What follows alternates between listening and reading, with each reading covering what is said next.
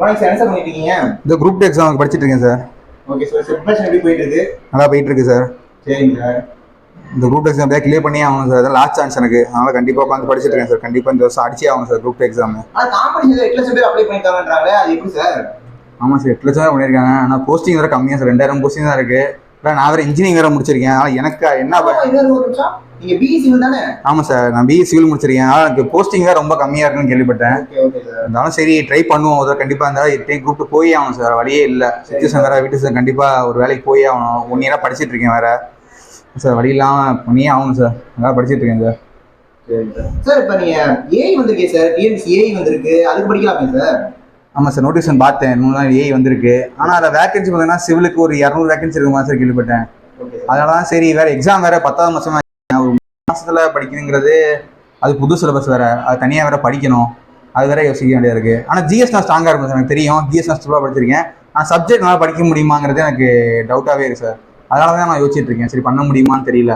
அதுக்கு சரி படிக்கலாமா வேணாமா நான் பார்த்துட்டு இருக்கேன் சார். நீங்கள் இப்போ டெக்னிக்கலாக உட்காந்து படிச்சீங்க அப்படின்னா உங்களுக்கு அடுத்த மாதம் ஜேடிஓ சர்வே 2மே வருது சார்.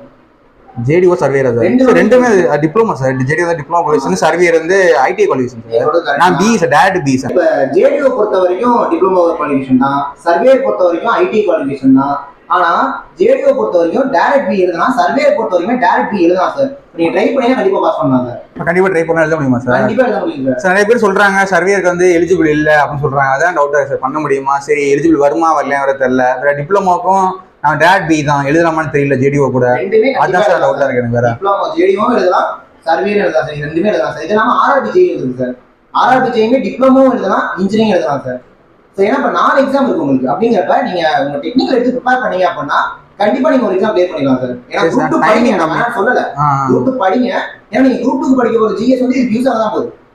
ஓகே அப்படிங்கிறப்ப ரெண்டுமே நீங்க படிச்சு தான் ஆகணும். அப்ப இதுக்கு படிக்கிறத நீங்க அது கொஞ்சம் எக்ஸ்ட்ரா எடுத்து படிங்க சார்.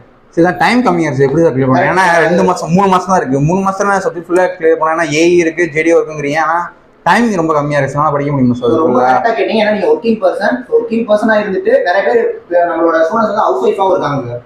அவங்க எல்லாருமே சொல்றது எனக்கு டைம் கம்மியா இருக்கு சார் அப்படின்னு. அதுக்காக தான் நமக்கு அகாடமில online class, online test material எல்லாமே கொடுத்துருக்கோம் சார். சரி சார். ஸோ அப்படிங்கிறப்ப நீங்க அதை படிச்சீங்கன்னா கண்டிப்பா உங்களுக்கு யூஸ்ஃபுல்லா இருக்கும் சார். ஓகே சார், அதை மட்டும் படிச்சா கண்டிப்பா எக்ஸாம் கிளியர் பண்ண முடியும். அதை மட்டும் படிச்சா கண்டிப்பா கிளியர் பண்ணிடலாம் சார்.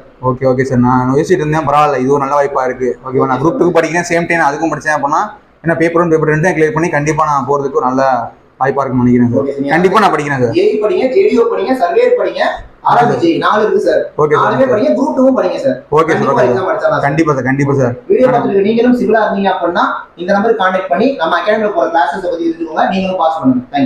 தேங்க்யூ.